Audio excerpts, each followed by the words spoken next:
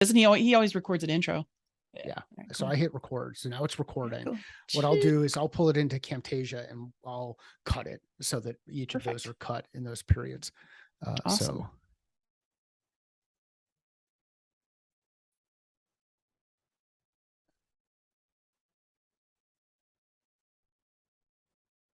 all right.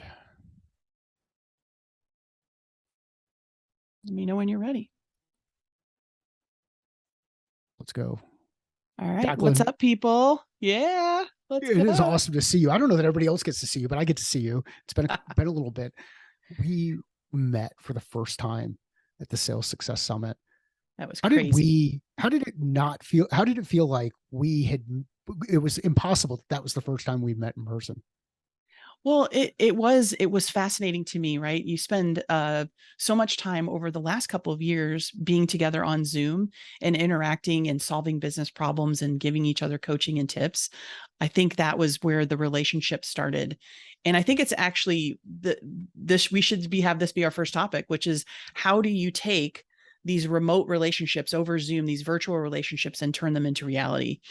I think it's the one thing that really worked for me was when people bring their authentic selves, even here on Zoom, when you see their home or their home office in the background, that's first of all, that's really meaningful. So I love it when people do that. I think that's a tip.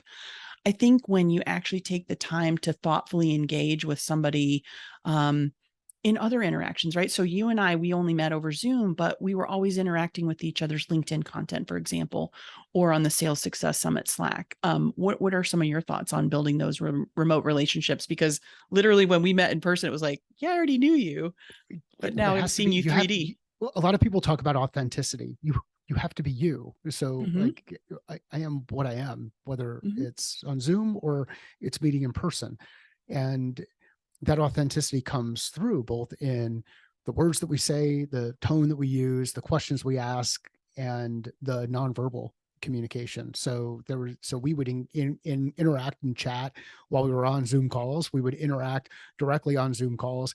We'd interact in Slack. We'd interact on LinkedIn. And Yep, when it just felt natural when we were there in person. And I think the same thing applies when you're working with clients. So we can bring that absolutely. same level of energy to those conversations with clients so that it feels like you've met many times before the first time that you actually meet in person. Absolutely. And and it's and some of the tips, like for those of you guys who are listening, like what can you do to be your authentic self? You know, show up, turn your camera on, share sort of the inside baseball stuff with people. You know what, if you're having a rough day, like you don't have to always be on camera, but be on camera for a few minutes and like smile and share, some facial cues and things like that. It's so hard when people don't turn their cameras on. So I always say, like, look, I don't care if you're not wearing makeup or you don't have your best suit on. Like, you know what? It's okay. Turn your camera on. That's one tip I have. And every time I join on a Zoom call, I always have my camera on. Mm-hmm. And the reason I always have my camera on is because I want the person on the other end to feel comfortable turning their camera on. And if they decide 100%. that they're not going to turn their camera on, sometimes they'll say something, but most of the time, if my camera's on, somebody else is going to turn their camera on. So there's another tip for you. Anything else to wrap up, Jack? Well, and I think, uh, as you get to know the person virtually, um, just like I said, remember things about them. Like, hey, I remember when we were talking on this last Zoom call, your dog was barking or this or that or whatever. Just, be human, be yourself, remember things about people. That's about it. Awesome way to end. Pay attention. Yeah, I love it. Okay, cool. So good, natural, felt good. I think it was awesome. Okay. So I've been thinking a lot about clarity, Mike. you've How been do you thinking a lot about gain? clarity. What do you mean? Well, so I feel like sometimes my prospect or my customer and I are not on the same page. And I often have to find myself like, seeking clarity. And it's actually something a coach of mine taught me years ago. Shout out to Riv if you're listening to this, of, no one can really fault you when you're seeking clarity. So if you're just like, look, I'm just trying to understand here. I'm just looking for some clarity here. Can you help me understand this? Like that is a really it's a non-confrontational phrase. It's a really gentle way to get into a conversation, to get to the heart of the matter that might not necessarily be an easy conversation, but if you go at it the wrong way, you're not going to get the clarity that you seek. So that's just one of my thoughts about clarity. Is it's something that is going to help both people, right? It's going to help the prospect, it's going to help you. Well, and I did it there when I asked you the question, what do you mean? Like, what do you mean? It felt comfortable, right? Like Oh, and I didn't it even didn't know feel you weird. did it. That was good. So, and that's the thing, like we can have these natural conversations with people where we're genuinely interested in the perspective of others, or getting a deeper understanding of what it was that we think we heard, so that we can confirm that, validate an understanding. And we can do that with asking simple questions, sharing information, then asking a follow-up question. What else do you have? Well, I think about it in terms of when you and I first met, actually in Austin. You were running an idea by me, and I was like, I really love that. And you said, what do you love about it? And you know what? Usually people will just stop with the first answer, right? And as salespeople, we can get into this trap. Like, you hear your prospect or your customer say something, and instead of digging in and asking a clarifying question or another open-ended question to tease out some more details, you jump right to telling them something or selling them something, or like, oh, this is my point where let's like dive in. But you didn't let me do that. I said, I really love that idea. And I was ready to ask you some questions about it. You're like, well, why do you say that? I was like, oh, what do you love about it? I think was exactly what you said. So I thought that was great. And you have that gift, and I have really tried to exercise more of that. It's Channeling my inner Mike Simmons. it's those questions. And I think we'll get into this in the next one, but simplifying those questions. If we ask questions, it demonstrates a level of interest, a level of curiosity. We're interested in knowing something. I'm not going to ask a question if I'm not really interested in learning more about it. I don't need to manufacture that kind of stuff. If I want to share a perspective, I'm happy I can share a perspective. And if your response would have been, well, I don't know, tell me more, then I could have told you more. But Right. there was going to be some other thing that was going to come up through it. But by asking the question, we can gain additional clarity and understand things from the perspective of others, and to be in a better position to actually serve the customers we work with. Oh, absolutely. Like one of my favorite Stephen Covey things was seek first to understand before you seek to be understood. I can't think of a better way to wrap up that one. That's an awesome, awesome Stephen Coveyism. There you go. I love it. Okay, what's next? This is going to be like Simplifying. a pizza party for Scott of sales success stories and tips. We'll give him some of the outtakes so that he can enjoy it, but we'll also clean it up for him a little bit. The boop. Yeah, no beeps. I've seen curse and swear, so just know that is me out of character. Right. We just talked about clarity. What about simplifying things? How do you simplify the questions you ask? Ooh, that's a good one. I used to get really burned on that. I had a boss of mine who was amazing. This amazing woman, Jess. And her thing with me was concision. She's like, Jacquelyn, I have 3 tips for you. I said, oh, Jess, what are they? Concision. I was like, okay. Second, concision. And guess what the third one was? Concision. I have no idea what concision is. What is being concision? concise? Being concise. Okay.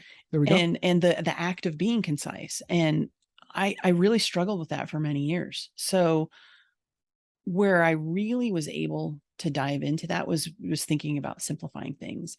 I saw something on LinkedIn the other day that really got to the heart of the matter in terms of, bringing a laser focus to the customer in terms of, why something might want to be solved now. And it was this great question, is like, what if you don't solve it now? Are you going to regret not solving in 6 months? And I was like, that is a really simple question that is really going to spark a lot of conversation. So sometimes it's a question that is very simple. It's and look, we're here to learn how to sell better, right? And so selling is solving a problem. So what better way to put it than to say, like, what problem, if you don't solve it, are you going to regret in 6 months? Boom. That's a simple one.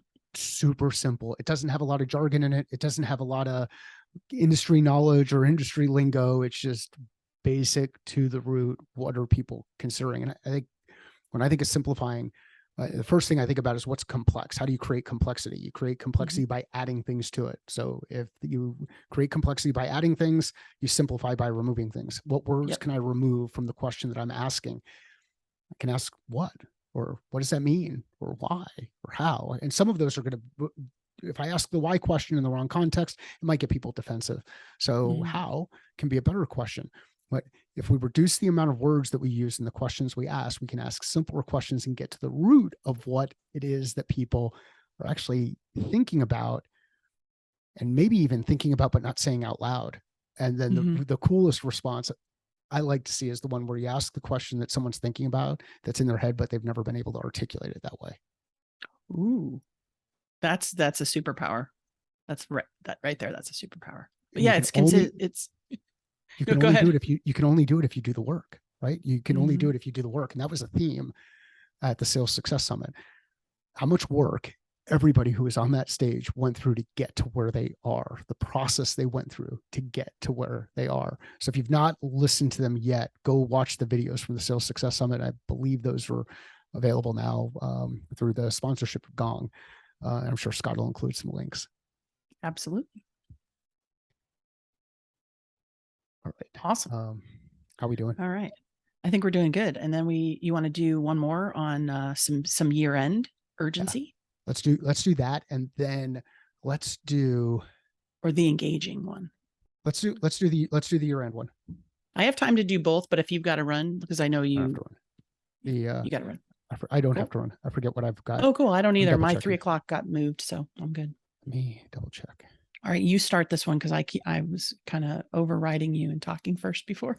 How what's it? So it's basically the context is year end, Mm-hmm. right? It's year end. Yep. Jacquelyn, it's year end. What can we do next? Yeah, can you believe it? The year just disappeared. I did. It did. Just disappeared. Oh, I'm here. No, I said the year just disappeared. You didn't Oh, disappear. I thought you said I disappeared. I was like, oh shoot, what happened? Now my video's still working. All sorry. The year did just disappear. It's a little bit crazy. Um, What are you it's thinking about now that year end is here? Like, where are you putting time, energy, and focus? oh well, it's a few different things, right? Um, it's I like to think of things through the lens of a med pick or medic, depending on your methodology. And it's also the concept of if you don't have answers to certain questions right now, with the number of days left in the year, depending on when Scott decides to publish this, is you don't have a deal. You have the hope for a deal, but you don't actually have a deal. And I'd rather have a real deal as opposed to, having the hope of a deal. So I heard something really awesome from Kristen Connor on LinkedIn the other day, and she was talking about, when people at this time of year they say stuff like, "Hey, can we pick this up next year?" Um, that's of course your deal is gone for this year, but you can ask questions that might actually accelerate it back into the year. Things like, well, if this isn't solved in January, are you going to regret that? Or what's on your plate that's taken, over this priority. So asking questions that have led them to say that they want to pick it up at the end of the year. That's one thing.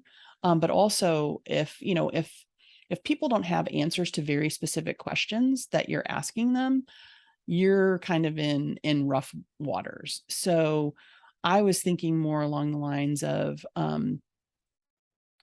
what kind of impact is this going to have if it's not solved? What took its place? I don't know if that's everything, but that was something that really had a big impact on me as I was thinking about year end. We don't know when Scott's going to push this live, or even if he is going to push it live, but we're a couple of days before Halloween. And the thing that scares the crap out of me when we get this late into deals is if we don't understand the buying process, specifically around when once a decision is made, who all needs to make the decision. So will they be around, given that we've got Thanksgiving Mhm. coming up here in the States, and then we've got Christmas and New Year's coming up? Who needs to make the decision? Once those decisions are made, who needs to approve anything or sign? And will the signer be in town, or is the signer taking off with their kids on the 20th of December and not coming back until the 3rd or 4th of January? If you can't answer those questions, your deal is at risk. You've not Absolutely. identified the big potholes in this deal. And if the person who you're working with can't answer those questions, they may not have access to the right people inside the organization or the right cloud or juice to be able to get something done. So ask the question, but ask it from the perspective of, I'm looking to help you get this thing done because we agreed you wanted to get it done before the end of the year. You wanted to implement, you wanted to have this put aside before everybody went on holiday. Here we are, we're in crunch time. Get to those questions. Who, what, when, how. Absolutely. Still doing good? Awesome. Oh Okay. yeah. I'm Do awesome. you think Scott's gonna like these things? I think so. I mean, look, he always has said to people like, hey, just, Whatever. just send me tips, use whatever. There's I think, one, I have a good one. I just need to find it, that I sent out that I thought would be really cool. can I say something about like my favorite speaker? Yeah, One, I'm sure, absolutely. um, Who? my favorite one, Lynn Powers. Oh, she's a rock star. I freaking love her. I absolutely love her. I've been in touch with her since. So I Have thought you? she was so great. I love her. Where was this? There was something I wanted to share with people. Hold on. Where is it? Here we go. All right. All right, I can't find it now. Okay, roll with me on this one.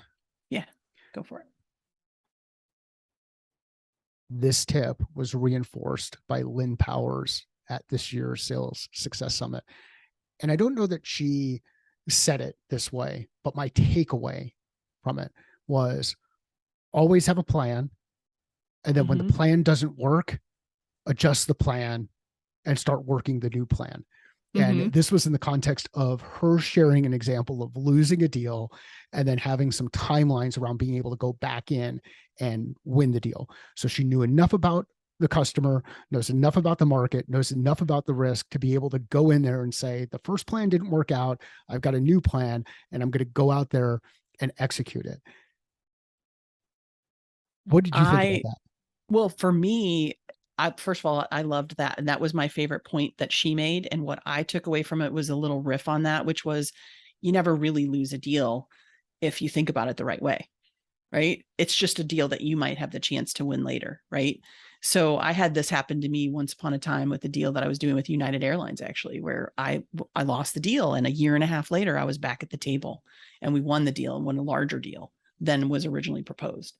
And so as long as you are selling human, selling like you, as Jeff Bajorek talks about, you always have the chance to reforge that relationship, to have a chance at that deal, especially if you follow some of Lynn's tips. And you can probably see her video, that that's, I'm sure Scott will share those links if they're not already available. They'll be available soon.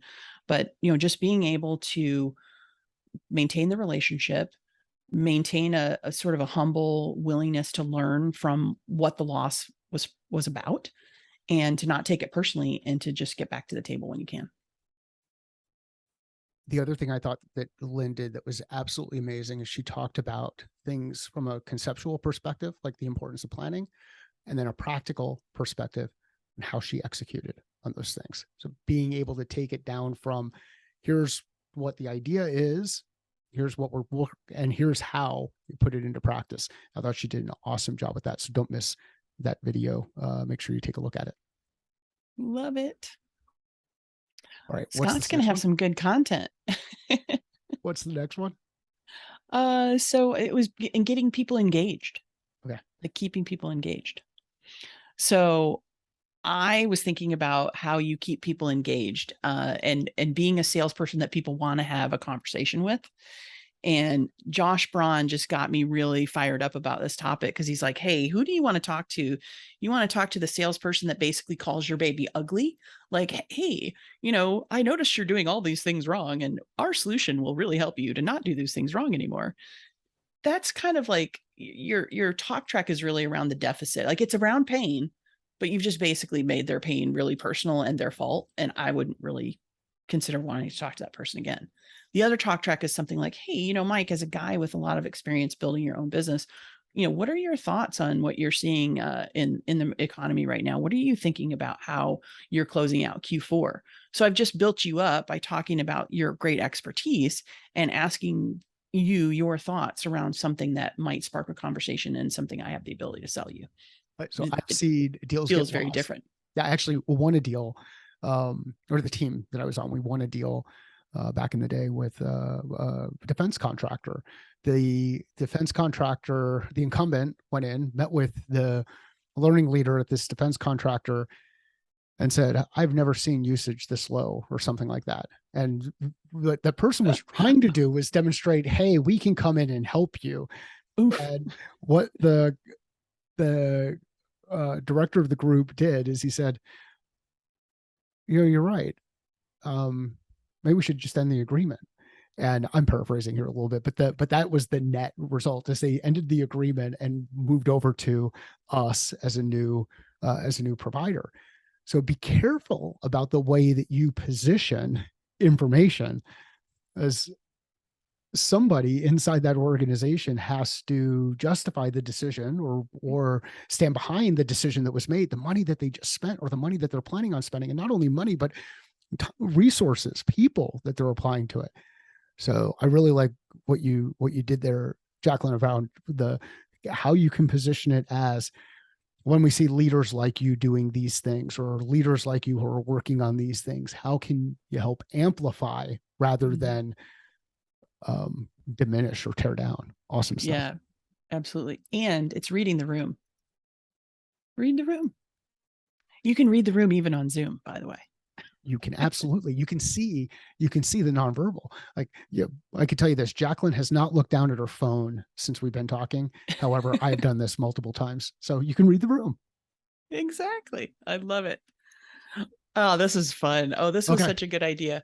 So Here's what we have to do. we've got a couple of them. We've got a But couple of them. there's at least a good few. And you know what? Let's see what Scott thinks of it. See how it goes. And if he loves it, we can always do the November Jacquelyn and Mike show. Like, we'll be back for some tips. Okay. So I'm going to give him both versions. I'm going to give him an uncut version, and I'm going to give him a cut version, which should help with them doing whatever it is that they need to do. He might want to do something, whatever, with it. So Scott, we're leaving it in your hands. Do whatever it is that you want to do with this. And if you're even getting the video, Scott. So yeah, you even get like the uncut video version plus the audio, high quality with these great mics. You're Mike Simmons and the microphones. It's awesome. If you think this was crazy, just let us know and we'll do something different. So awesome. All right. I'm going to, do you want to say anything to Scott before we hang up? Scott, you are the best. I appreciate you very much. And this was such a good, it was Mike's idea. I jumped all over it and I want to do this again. So there you go. I couldn't say it any better. Scott, here's what was the catalyst for that. When you said in your email, come on, can we get some ladies involved in this? I thought, who is the lady that I know who's going to get involved in this if I come up with some harebrained recommendation? And Jacquelyn I dove right into it. So there we go. Now I want to do this again. This was really fun. I love it.